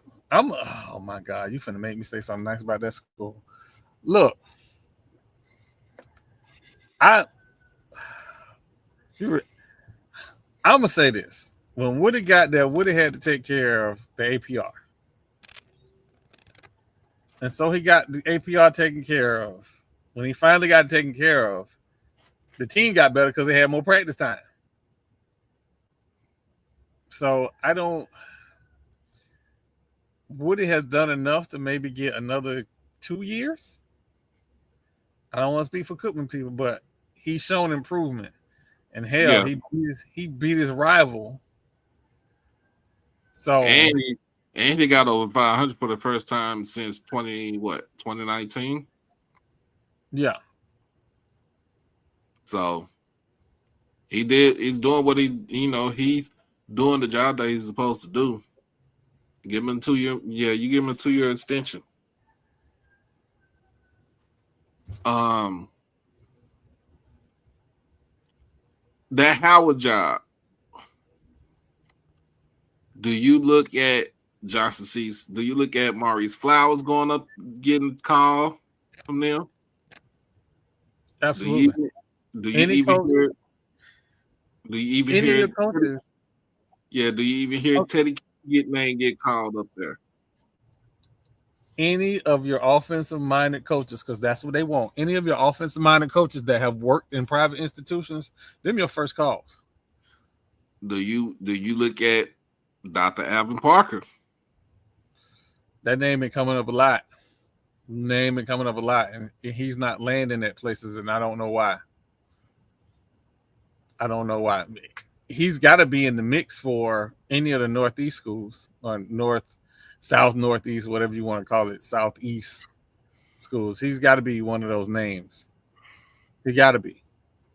There's too many openings that have kind of come open for him not to be in the mix for any of those jobs. Because, you know, second opportunities seem to be working at Edward Waters. Is working because with, you know, some bubble gum and some hope, Coach Jenkins had Edward Waters in position to make some noise. He ran out of horses. Hampton just filled that position in too. The Thank head you. coach, coming from Kansas State. Thank you. Appreciate you. That had a whole lot of people scared. Thank you. I don't know why people were scared, but thank you. That put the rest of a lot of stuff. What I really put the rest of a lot of stuff is that West Georgia's opening. That'll put the rest of a lot of stuff, but it is what it is.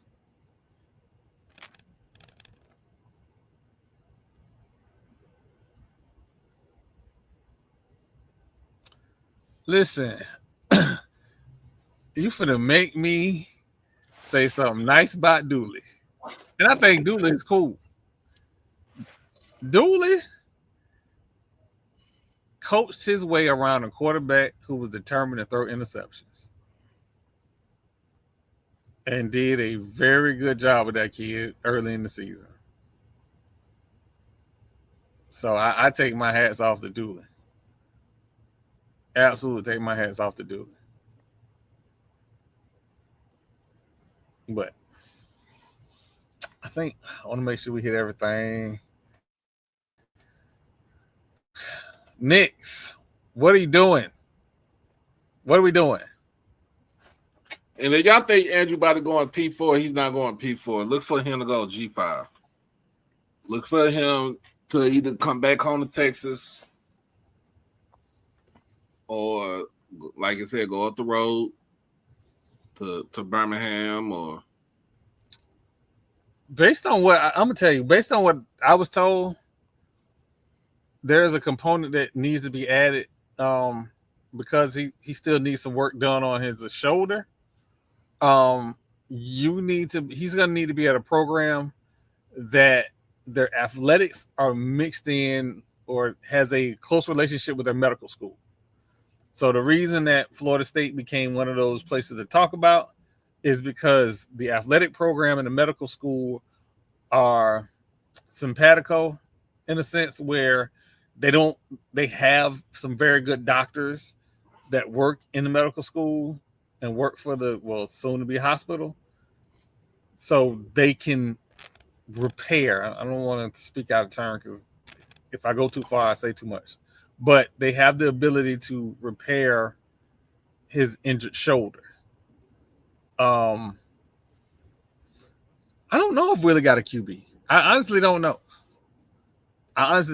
But here's the thing with Willie.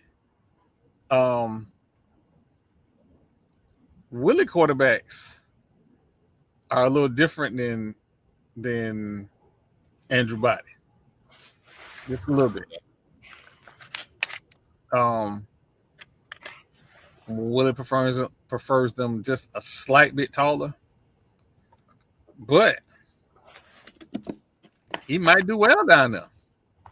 He do well down there, and we can get Willie in Tallahassee. That'd be great. It might not happen, but that'd be great. So I want Andrew Butler to be in the best position.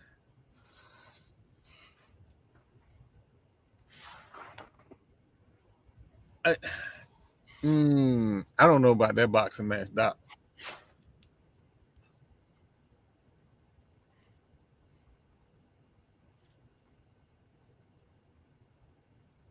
I don't know about that one. Yeah, a lot of stuff was supposed to happen while Willie was at FAMU, and it didn't happen. And again, recruiting. We in this new era of college sports. You got to have you a GM, point blank. Period. Mm-hmm. You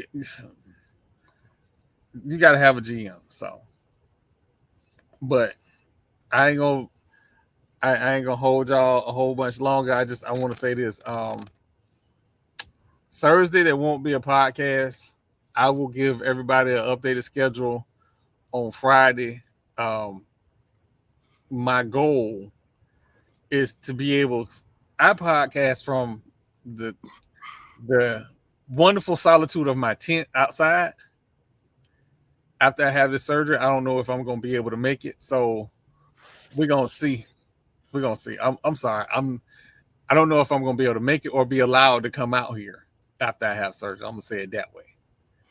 So we'll do an updated schedule after that. I would love to be able to talk about both the NCAA playoffs and the upcoming football playoffs.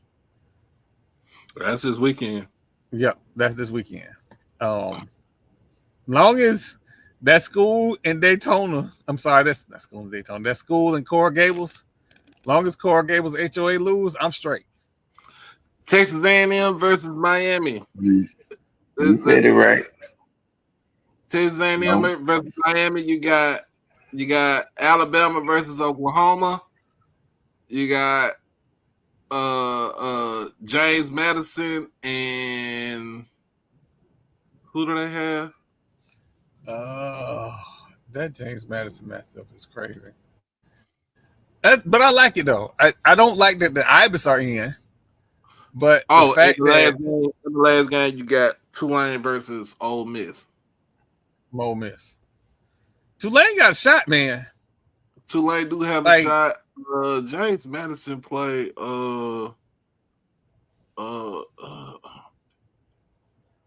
See, I don't want to talk crazy because the last time I said something crazy about a team, damn Minnesota Timberwolves clipped my damn tweet and put it in their video. Oh, James Madison played Oregon. Oregon, yeah. Yeah, they got to fly cross country and play Oregon Saturday.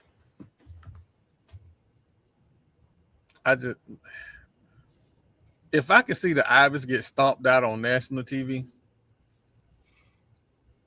just a good old fashioned whooping. Nothing too spectacular, just 55-15, something like that. It's gonna be hard for them to play, especially in College Station. There's about 100. There's gonna be like 104,000 folks at Kyle Field.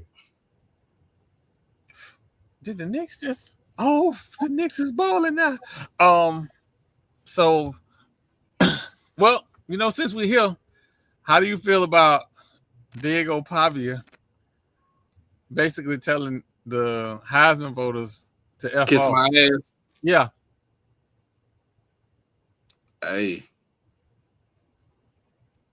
I mean, did anybody see that? Did anybody really see Fernando Mendoza even winning the Heisman? No, because I didn't see him. I mean, yes, he is QB for the number one team in the nation now because they beat Ohio State at the end of the season, in the Big Ten championship game. But Diego had got that it factor. Jeremiah Love for Notre Dame has that it factor. The running back. Who's the other player? Oh, Julius Saying. Yeah, freshman QB. I really knew he wasn't gonna win it. I mean, he still got time. Like you just a true freshman.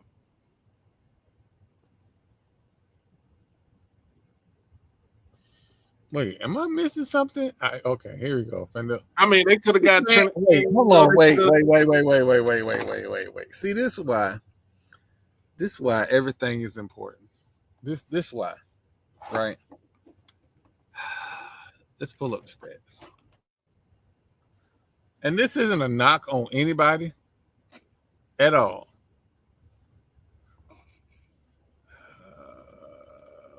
Let me pull up the Vandy kids numbers. What about Trinidad Chambliss?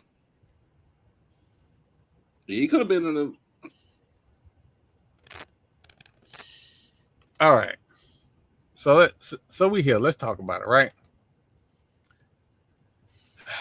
Fernando Mendoza had 2,980 yards, 33 touchdowns, 6 interceptions. Had a 88.5 QBR, right? Mm-hmm.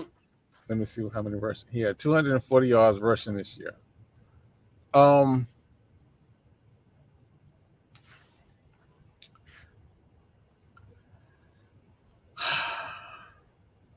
I'm not trying to be disrespectful. I am not.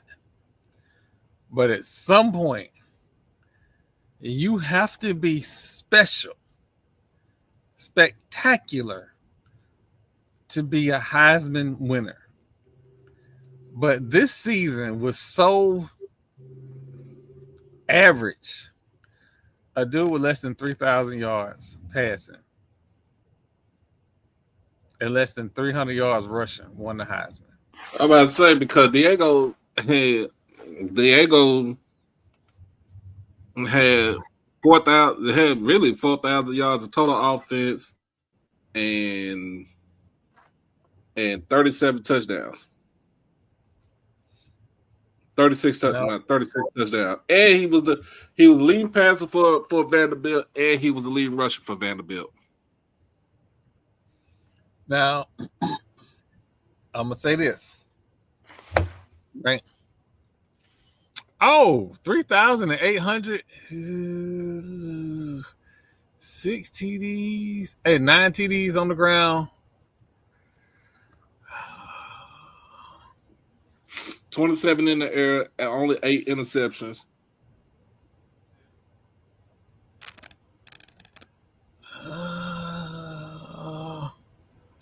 Completed 71% of his passes. I get why Diego was pissed. He was better than all the QBs that was there. As far as throwing the ball and then running the ball, shoot, the only thing running the ball, Jeremiah Love was the better rusher. But he's the running back. Oh man. Diego has 4,018 yards of total offense and 36 touchdowns combined.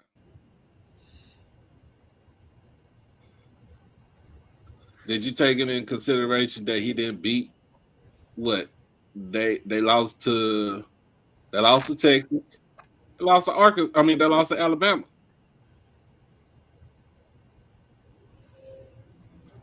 We got to figure out a standard, an absolute standard for the Heisman. Because I'm looking at the University of North Texas, Drew, I can't say his last name. Mr. Maker. Yeah. 4,100 yards, 31 interceptions. 31 touchdowns, 7 interceptions. I don't know why his QBR is 74.8. Don't understand that at all.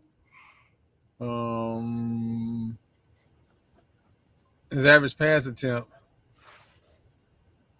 his quarterback rating is 1. Yeah, that QBR shit don't make no sense to me. But looking at them numbers, he should have been at least voted on. But again, I'll be honest, this was probably the hardest Heisman Trophy campaign ever. Because if it was up to me, the linebacker for Texas Tech should have won. Yeah, a lot of people said that he had the better numbers. Wait, who was this? Hold on, man. Why are we saying crazy? Come on, man. You pop in the podcast and start talking crazy. UConn. Do not have the football budget to compete on this level.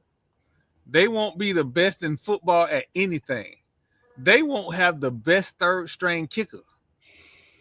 What are we doing? I'm getting sleepy. I know it is. I'm getting sleepy. Um, I'm gonna get with again surgery Thursday. I'm gonna get with the staff, figure out what the schedule is. But the second week after surgery, I think that is Christmas week. Just know after the holidays, because I'm gonna be at the house all the time, and I ain't gonna be able to work with clients, it's gonna be on go. So you're gonna get more content.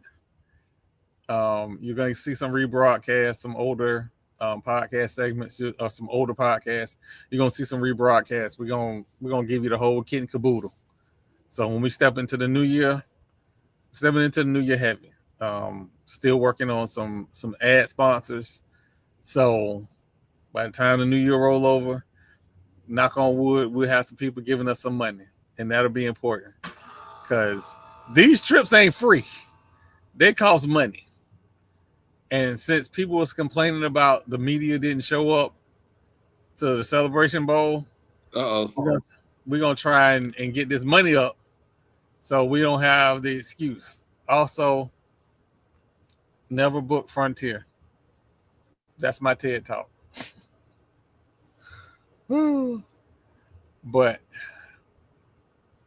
for myself, that holiday, I think Marlo fell asleep on us. Marlo, I did not. It's state championship week here in Texas for Texas high school football. It is also my fraternity's centennial anniversary today. So we celebrating. So I had to break out my jacket. I ain't, it's about 20 years old.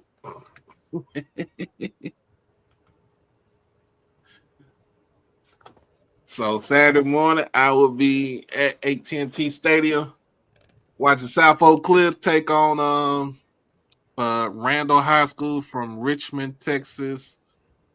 And then you got the 3:00 game, which is Duncanville. They're going up against North Shore again for like the 6th time in a row. And then the nightcap would be DeSoto taking on Houston CE King in the nightcap. And then you got your 5A Division 1 and 4A Division 2, and 4A Division 1 is on Friday.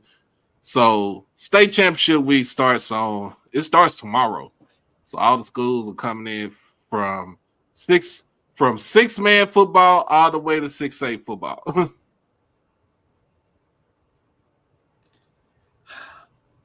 All right. Well, ladies and gentlemen, before we leave, I'm just going to impart this to you. If you see a mug shot and your first thought is to bail them out, don't. That's our time.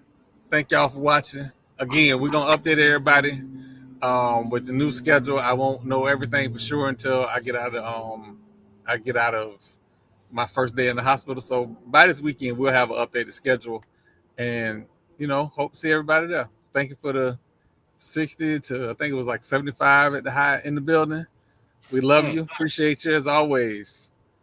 Follow, like, and subscribe. We are out.